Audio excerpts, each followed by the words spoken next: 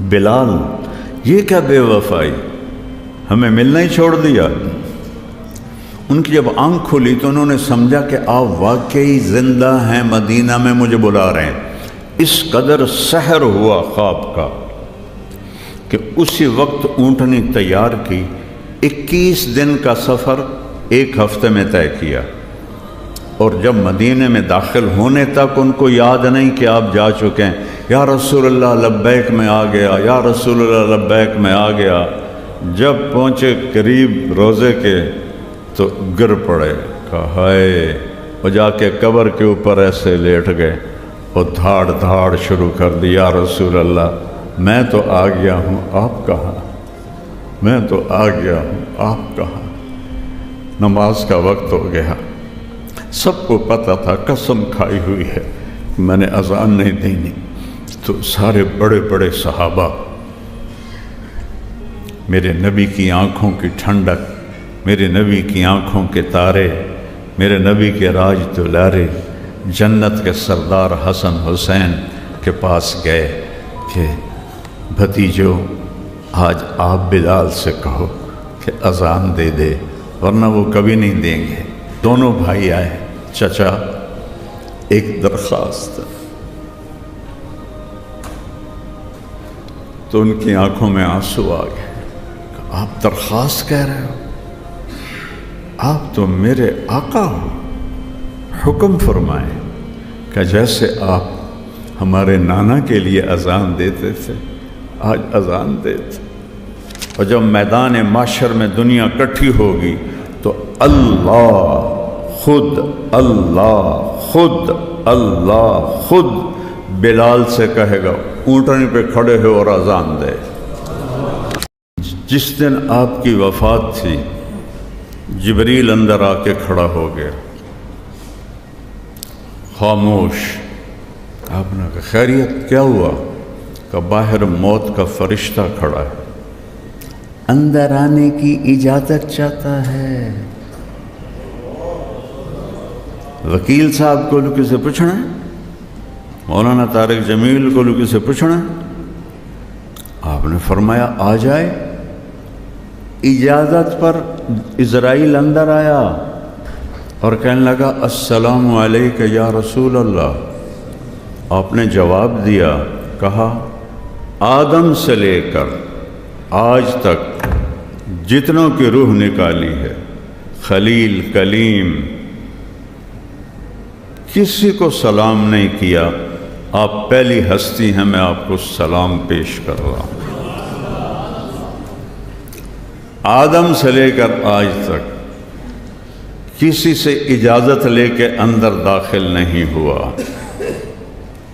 آپ کے بارے میں آپ کے رب نے فرمایا پہلے اجازت لینا پھر اندر جانا، نہ ملے اجازت وہیں سے واپس آ جانا۔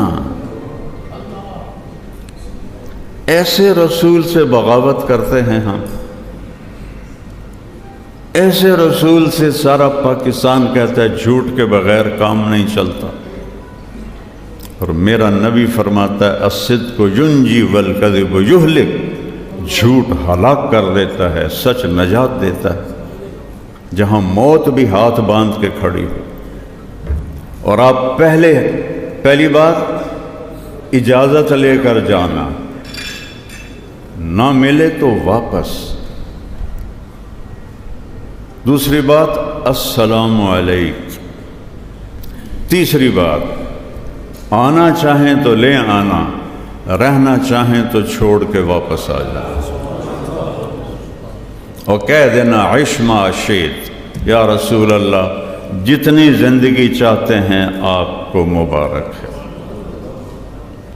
پڑھا کرو، تھوڑے دیر فائلیں رکھ دیا کرو اور اپنے نبی کی زندگی کو پڑھا کرو کہ میرا، ابھی جو تھے نا جنہوں نے نعت پڑھی، میرا پیغمبر عجیب تر ہے، یہ مظفر وارسی کی ہے، کیا خوبصورت جملہ ہے، میرا پیغمبر عجیب تر ہے۔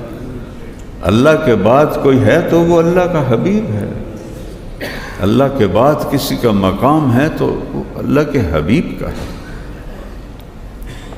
اپنی وکالت کو، اپنی زندگی کو، اپنے طور و اطوار کو پر محمدی مہر لگاؤ۔ اگر محمدی مہر نہیں ہے تو پھینک دیا جائے گا۔ ابو لہب سید ہے، ابو لہب قریشی ہے، ابو لہب چاچا ہے۔ میرا رب فرمایا تبت یدا ابی لہب وتب، برباد ہے یہ خبیث۔ بلال حبشی ہے، حبشی کا بیٹا ہے، اور مجھے مطالعے کا ذوق ساری زندگی رہا، اب بھی ہے۔ میں آج تک بلال کے دادے کا نام نہیں ڈھونڈ سکا، اتنا بے نام آدمی ہے۔ قبر کہاں ہے؟ دمشق۔ نبی کا کیا فرمان ہے؟ سب سے پہلے قبر سے میں نکلوں گا قیامت کے دن، میرے دائیں طرف ابو بکر، میرے بائیں طرف عمر، اور بلال میرے قدموں سے اٹھایا جائے، شام سے نہیں، قدموں سے۔ اور میرے لیے براق آئے گا، میں اس پہ سوار ہوں گا۔ بلال کے لیے سرخ اونٹنی آئے گی، وہ اس پہ سوار ہو کر میرے آگے ایز اے ڈرائیور چلے گا۔ اور جب میدان معاشر میں دنیا اکٹھی ہوگی تو اللہ خود، اللہ خود، اللہ خود بلال سے کہے گا اونٹنی پہ کھڑے ہو اور اذان دے۔ بلال اذان دیں گے، سارا محشر سنے گا۔ ایک اور واقعہ سناتا ہوں۔ آپ کا جسد مبارک پڑا ہے، 11 بجے کے قریب انتقال ہوا، راؤنڈ اباؤٹ ظہر کی اذان دینے کے لیے چڑھے۔ جب اشہد ان محمد رسول اللہ پہ پہنچے، آواز بند ہو گئی، روتے روتے روتے مشکل سے اذان پوری کی۔ نیچے اترے کہ سن لو، میں قسم کھاتا ہوں نبی کے بعد اب کسی کے لیے اذان نہیں دوں گا۔ اور کچھ دنوں کے بعد ابو بکر کے پاس آئے، ابو بکر اب میرا دل نہیں لگتا آپ کے بغیر مدینے میں، مجھے جہاد کی اجازت دے دو۔ انہوں نے پہلے تو روکا، پھر حضرت عمر نے سفارش کی، جانے دو، پریشان ہے، اجازت مل گئی۔ خام میں زیارت ہوئی۔ بلال، یہ کیا بے وفائی، ہمیں ملنا ہی چھوڑ دیا۔ ان کی جب آنکھ کھلی تو انہوں نے سمجھا کہ آپ واقعی زندہ ہیں، مدینہ میں مجھے بلا رہے ہیں۔ اس قدر سحر ہوا خواب کا کہ اسی وقت اونٹنی تیار کی، 21 دن کا سفر 1 ہفتے میں طے کیا۔ اور جب مدینے میں داخل ہونے تک ان کو یاد نہیں کہ آپ جا چکے ہیں۔ یا رسول اللہ لبیک میں آ گیا، یا رسول اللہ لبیک میں آ گیا۔ جب پہنچے قریب روزے کے تو گر پڑے، کہا ہائے، وہ جا کے قبر کے اوپر ایسے لیٹ گئے اور دھاڑ دھاڑ شروع کر دی، یا رسول اللہ میں تو آ گیا ہوں، آپ کہاں؟ میں تو آ گیا ہوں، آپ کہاں؟ نماز کا وقت ہو گیا، سب کو پتہ تھا، قسم کھائی ہوئی ہے میں نے اذان نہیں دینی۔ تو سارے بڑے بڑے صحابہ، میرے نبی کی آنکھوں کی ٹھنڈک، میرے نبی کی آنکھوں کے تارے، میرے نبی کے راج دلارے، جنت کے سردار حسن حسین کے پاس گئے کہ بھتیجو آج آپ بلال سے کہو کہ اذان دے دے، ورنہ وہ کبھی نہیں دیں گے۔ ایک 10 سال کے، ایک 9 سال کے، 2-3 سال گزر گئے تھے۔ تو یہ دونوں بھائی آئے، چچا ایک درخواست، تو ان کی آنکھوں میں آنسو آ گئے۔ آپ درخواست کہہ رہے ہو؟ آپ تو میرے آقا ہو، حکم فرمائیں کہ جیسے آپ ہمارے نانا کے لیے اذان دیتے تھے، آج اذان دیتے۔ تو بلال کی چیخیں نکل گئیں روتے روتے، کہا بھتیجو میں نے قسم کھائی تھی کہ میں اب کبھی اذان نہیں دوں گا، لیکن تم تو میرے نبی کے راج دلارے ہو، میں آج قسم توڑوں گا، اذان دوں گا۔ یہ مسجد، یہاں ایک انصاری عورت کا گھر تھا، اس کی چھت پہ چڑھ کے اذان دیتے، اس کی چھت پہ چڑھ اللہ اکبر کہا تو مدینے کی عورتیں بھی روتی ہوئیں گلیوں میں باہر آ گئیں، اور سب کو ایسے لگا جیسے آپ زندہ ہیں۔ ایک لمحے کے لیے سارا مدینہ بھول گیا کہ آپ جا چکے ہیں۔ وہ دھاڑ دھاڑ مچ گئی، در و دیوار رونے لگے۔ کیا سما ہوگا؟ اس کو عزت کہتے ہیں۔ آپ چیف جسٹس بن جائیں، اس کو عزت نہیں کہتے۔ آپ صدر وزیر اعظم بن جائیں، مالدار بن جائیں، اس کو عزت نہیں کہتے۔ کہ محمد سے وفا تو نے تو ہم تیرے ہیں، یہ جہاں چیز ہے کیا لوح و قلم تیرے ہیں۔ اذان دی، مدینے کی گلیوں میں آنسو بہنے لگے۔ احد پہاڑ لرز گیا بلال کی اذان سے۔ پھر ایک اور وقت آیا، غلامی مصطفیٰ میں عزت ہے میرے رب کی قسم، ایک بروہی بننے میں عزت نہیں ہے، غلام رسول بننے میں عزت ہے۔ پاکستان تو ویسے ہی چھوٹا سا ملک ہے، 7 بر اعظم کی بادشاہی میں وہ عزت نہیں ہے جو غلامی رسول میں عزت ہے۔ بیت المقدس پہ اٹیک ہوا تو بیت المقدس والوں نے کہا ہماری کتابوں میں لکھا ہوا ہے اس شہر کو کون فتح کرے گا، اپنے امیر کو بلاؤ، اگر وہی ہوا تو ہم چابیاں دے دیں گے، وہ نہ ہوا پھر ہم سب ذبح ہو جائیں گے، شہر نہیں حوالے کریں۔ تو صحابہ نے سوچا جنگ میں تو دھوکہ دینا جائز ہے، الحرب و خدع۔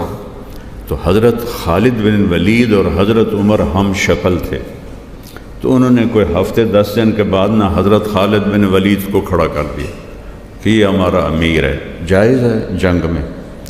انہوں نے قلعے کی دیوار پہ کھڑے ہو کر کتاب دیکھی، ان کو دیکھا، کہنے لگے یہ اس جیسا ہے، یہ وہ نہیں ہے، اصلی بلاؤ۔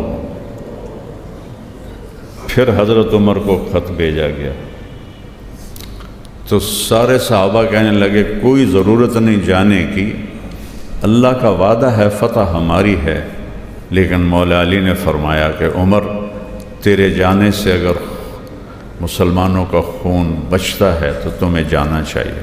کہاں علی صحیح کہہ رہا ہے۔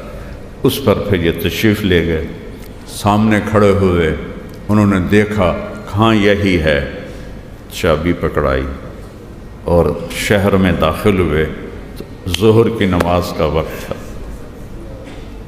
تو سارے صحابہ کی خسر پھسر، کسی طرف بلال اذان دے، کسی طرف بلال اذان دے، تو سارے آئے حضرت عمر کے پاس کہ امیر المومنین آج بیت المقدس کی پہلی اذان ہے، بلال سے کہو اذان دے۔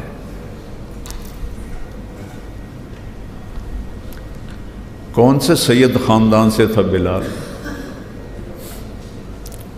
یہ عزت کہاں سے مل رہی ہے؟ نبی کے قدموں کی خاک تلے مل رہی ہے۔ تو حضرت عمر نے بولا عمر عمر، کیا کہہ رہے ہیں؟ سیدنا بلال، ہمارے آقا بلال، سیدنا بلال، ہمارے آقا بلال، ایک درخواست تو مان لو۔ کہنے لگے کیا؟ کہ آج اذان دے دو۔ یہ سارا مجمع تڑپ رہا ہے، ان کے پھر آنسو گرنے لگے کہ اچھا عمر تیرے کے لیے قسم توڑوں گا جیسے حسنین کے لیے توڑی تھی۔ اور وہ جو آپ گنبد آپ کو نظر آتا ہے بیت المقدس میں، یہ گنبد اس وقت نہیں تھا، چٹان تھی، اس چٹان کے ساتھ براق کو باندھا گیا تھا۔ اس چٹان پہ چڑھے، جب اللہ اکبر کہا تو 40,000 کا لشکر رو رو کے زمین پہ گر گیا۔ اللہ کے نبی کی یاد آ گئی، زمانہ یاد آ گیا۔ میرے عزیزوں، میرے بھائیوں بہنوں، یہ زندگی امتحان اور پیپر ہے۔ اپنے محبوب کی زندگی ڈھونڈو اور اپناؤ۔ آپ کے دلائل صحیح ہوں، آپ کے حق میں فیصلہ ہو جاتا ہے۔ لیکن ہمارا نظام ظلم ہے. ہو سکتا ہے آپ کے سارے دلائل ٹھیک ہوں اور جج صاحب کسی اور کی مان کے بیٹھے ہوئے ہوں اور اس کے حق میں فیصلہ دیں گے. یہ بات میری یاد رکھنا، قوموں کی تباہی معیشت کی کمی سے نہیں ہوتی. اللہ کی قسم، قرآن کی گواہی ہے. کوئی قوم اس لیے نہیں ہلاک ہوئی کہ پیسے کم ہو گئے تھے، مقروض ہو گئے تھے.